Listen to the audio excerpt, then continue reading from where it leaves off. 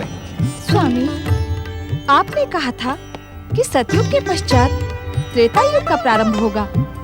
इस रहस्य को स्पष्ट करें। देवी पार्वती, इस जगत का गूढ़तम रहस्य भी तुम्हारे लिए साधारण ही है। तब भी तुम विस्मित होकर ऐसे प्रश्न क्यों पूछती हो? तुम्हारी दिव्यता तो कल्पों का रहस्य सरलता से ज्ञात कर सकती है। असमय इस हास्य का कारण? ये कारण विहीन हास्य है स्वामी। शक्ति स्वरूपा देवी पार्वती का कोई कार्य कारण विहीन नहीं हो सकता। इस हास्य का उद्देश्य ये है स्वामी कि मैं अपनी दिव्यता से सब कुछ ज्ञात कर सकने में समर्थ हूँ। आपके आशीर्वाद से इस संसार का असाधारण रहस्य भी मेरे लिए साधारण ही है। किंतु क्या देवी पार्वती? स्वामी, किसी रहस्य को उस रहस्य के जन्मदाता के श्रीमुख से सुनने का लोभ मुझे स्वयं की शक्ति के विश्वास से डिगा देता है। देवी, तुम पर चतुराई भी भली लगती है। ये चतुराई नहीं है स्वामी, भूख है। भूख? हाँ स्वामी, भूख। आपकी व्यवस्था अनुसार इस संसार में 3 प्रकार की भूख होती है। किस किस प्रकार की भूख? मानसिक भूख, शारीरिक भूख और काम वासना की भूख। हाँ स्वामी, तो मेरा ये प्रश्न मेरे मन मस्तिष्क को संतुष्टि पहुंचाने वाला है। अर्थात मानसिक भूख से संबंधित है। देवी पार्वती, जिस किसी जीवात्मा को इस मानसिक भूख का स्पर्श हो जाता है, उसे अन्य कोई भूख अच्छी नहीं लगती। मानसिक भूख का जीवित उदाहरण ज्ञात है कौन है? कौन स्वामी? देवर्षि नारद। वह अपनी जिज्ञासा में 24 प्रहर 14 भुवनों में मंडराते रहते हैं। स्वामी, आपके संपर्क के कारण मुझे भटकने की आवश्यकता तो नहीं पड़ती, किंतु सोच सकती हूँ कि अपनी जिज्ञासा में भटकना कितना रोमांचित कर देने वाला अनुभव है। अर्थात तुम्हें अब अधिक भटकाया न जाए और तुम्हारी मानसिक भूख संबंधित जिज्ञासा शांत कर दी जाए। बड़ी कृपा होगी स्वामी। सतयुग की सात्विक प्रवृत्तियां त्रेता युग में धीरे धीरे कलुषित होने लगी। इसी कारण शुभ अशुभ शक्तियों में संघर्ष तीव्र होगा। इससे अधिक ज्ञात करने के लिए तुम्हें धैर्य धारण करना होगा देवी। इस समय तो कैलाश में हमारी प्रतीक्षा हो रही है।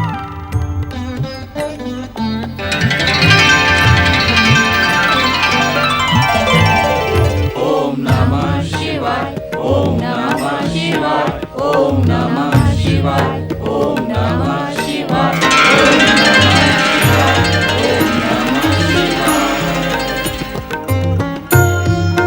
जय शिव शंकर, जय जय शिव शंकर, जय माता पार्वती, जय माता पार्वती। आप सभी को हमारी प्रतीक्षा करनी पड़ी, इसका हमें दुख है। हमें जैसे ही आप सबके आगमन का ज्ञात हुआ, हम यहां प्रकट हो गए। अब कृपा करके अपना उद्देश्य स्पष्ट करें। अंतर्यामी, आप घट घट के वासी हैं। हर कारण के कारण आप जानते हैं कि सतयुग का अंत तथा त्रेता का आरंभ हो रहा है। इस संसार में युग के अनुसार परिवर्तन आएगा। अब समय की तुला पर पुण्य की अधिकता के साथ साथ पाप भी दिखाई देगा। आपका कथन पूर्णतया सत्य है ब्रह्मदेव। त्रेता युग में हम त्रिदेवों का कर्तव्य क्या होगा, यह आपको ही निश्चित करना है देवादिदेव। श्री हरि विष्णु, त्रेता युग में आपका कर्तव्य पूर्व निर्धारित है। आप अपने अंशों से 2 अवतार प्रकट कर पृथ्वीवासियों को अनीति, अनाचार तथा अत्याचार से मुक्त करेंगे।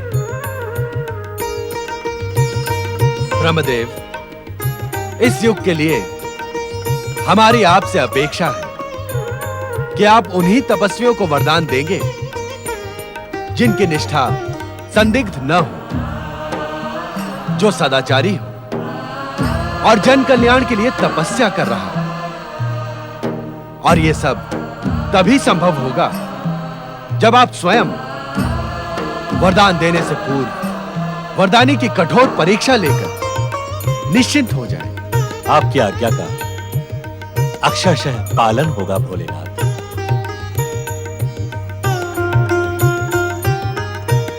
देवियों, आने वाले युग को भयमुक्त तथा धर्मानुकूल बनाने के लिए आपको भी सुपात्र देखकर ही कृपा प्रदान करनी है। क्षमा देवाधिदेव, सुपात्रों का चयन किस आधार पर किया जाना उचित होगा?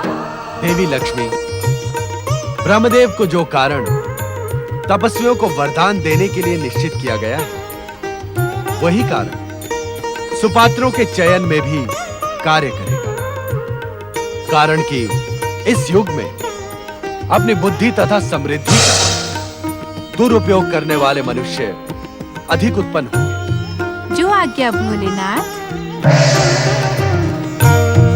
स्वामी, इस वार्तालाप को सुनकर मेरी मानसिक जिज्ञासा और तीव्र हो गई है।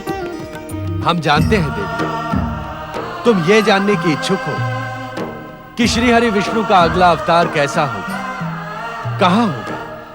हाँ स्वामी। देवी, इस त्रेता युग में श्री हरि विष्णु जो सर्वप्रथम अवतार ग्रहण करेंगे, वो एक तेजस्वी ब्राह्मण का होगा। उसके हृदय में अटूट आत्मविश्वास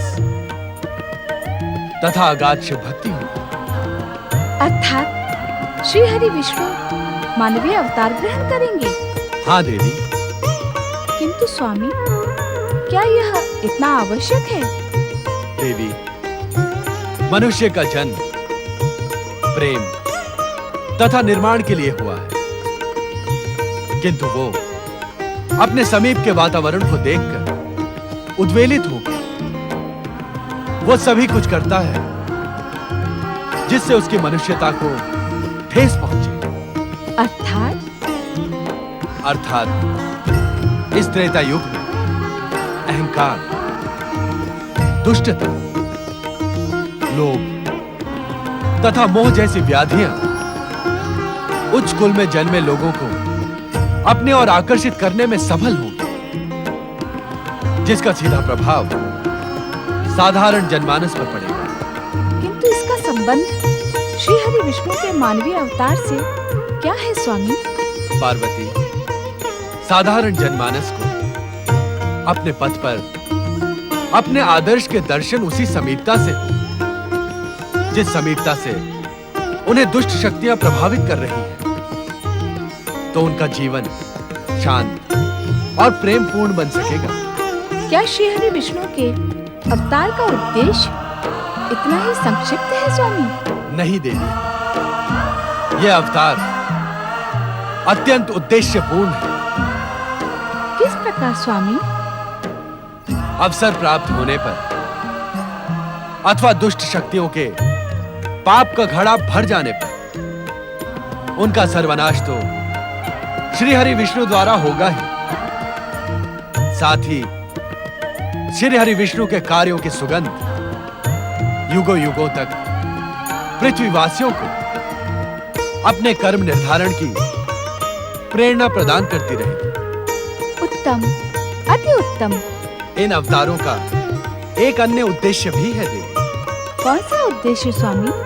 साधारण मानवीय अवतार लेकर जगत पालक श्री हरि विष्णु मानव मात्र को यह पाठ पढ़ाने में सफल होंगे कि हर मनुष्य की आत्मा में परमात्मा का वास होता है। यदि साधारण मानव भी इन सब आदर्शों का अनुसरण करे, तो वो भी देवत्व का पद ग्रहण कर सकता है, नर से नारायण बन सकता है। सुंदर, अति सुंदर।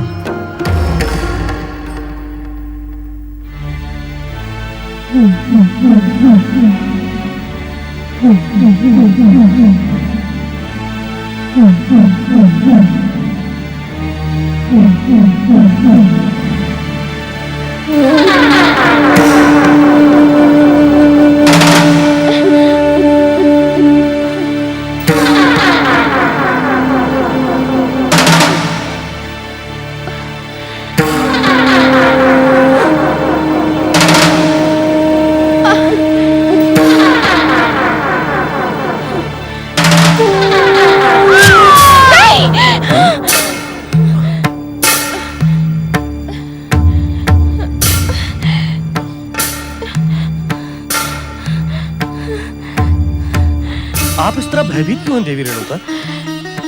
मैंने भयंकर स्वप्न देखा। स्वप्न? हाँ, स्वामी मैंने विद्वानों से सुना है गर्भावस्था के स्वप्नों में भावी शिशु के जीवन का रहस्य छुपा रहता है। क्या स्वप्न देखा है आपने रेणुका? मैंने गगन मंडल में अनेक अस्त्र शस्त्र देखे, उनमें परशु भी था। वो अस्त्र शस्त्र आपस में टकरा रहे थे और तभी मेरा शीश कटकर पृथ्वी पर लोट लोट कर चित्कार करने लगा। ये स्वप्न तो निश्चित ही अशुभ है रेणुका। आप तो महाज्ञानी हैं स्वामी, कृपया मुझे बताएं इस स्वप्न का मेरे होने वाली संतान से क्या संबंध है? इस प्रश्न का उत्तर देवादिदेव भगवान शिव शंकर ही दे सकते हैं। स्वामी, हमारे कुल में सदा शिव की ही आराधना होती रही है। आप भोलेनाथ को प्रसन्न कर इस दुस्वप्न का कारण जानने का प्रयास करें। तुम चिंतित मत हो रेणुका। जमदग्नि ने आजन्म शिव आराधना की है। शिव भक्ति करने वालों को कभी कोई कष्ट नहीं होता। तुम्हारे स्वप्न में भी भोलेनाथ का कोई गूढ़ संकेत छिपा है। स्वामी,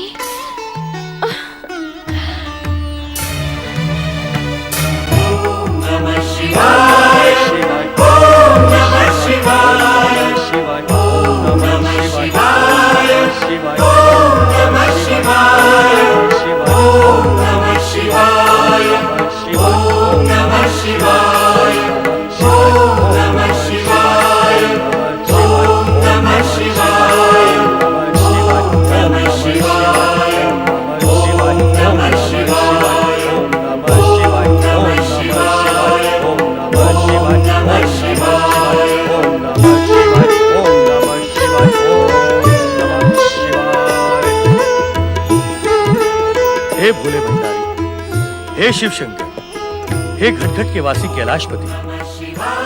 रेणुका ने जब से ये विचित्र सपने देखा है तब से हम दोनों आशंकित हैं। हमारी आशंका का शमन करते हुए उस स्वप्न के फल का संकेत दे।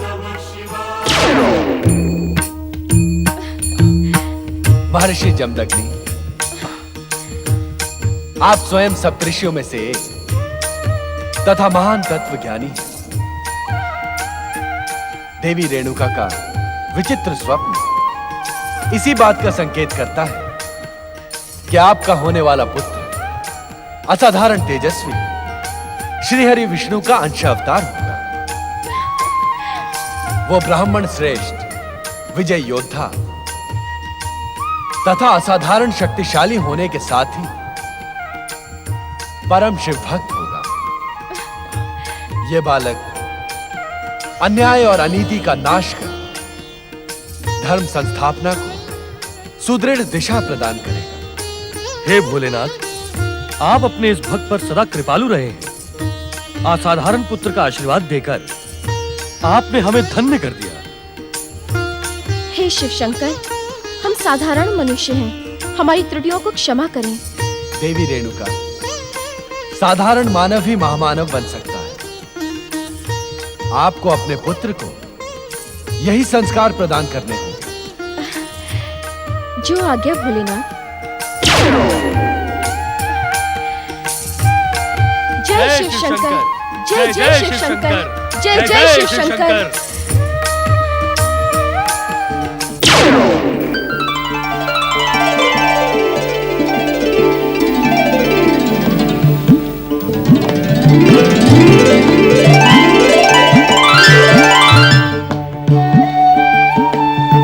माता, उठो माता।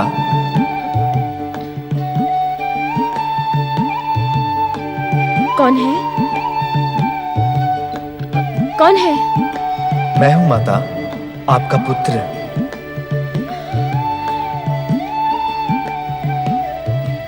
मेरा पुत्र? हाँ माता, मुझे अपने गर्भ में आश्रय दो। तुम्हारी उपस्थिति से मेरा मातृत्व सुगंधित हो उठा है। क्या नारायण को भी आश्रय की आवश्यकता है? हाँ माता, मुझे अपने हर जन्म में एक माँ की आवश्यकता होती है। अपनी लीला के लिए ना? नहीं माता, संस्कार के लिए, युग अनुकूल शिक्षा के लिए, माता का वात्सल्यमय स्नेह प्राप्त करने के लिए। मैं धन्य हुई पुत्र। तो मुझे आज्ञा है माता। आज्ञा नहीं, अनुग्रह। मेरा अनुग्रह है पुत्र कि मुझे अपनी माता बनाकर मेरे इस नश्वर देह को धन्य कर दो।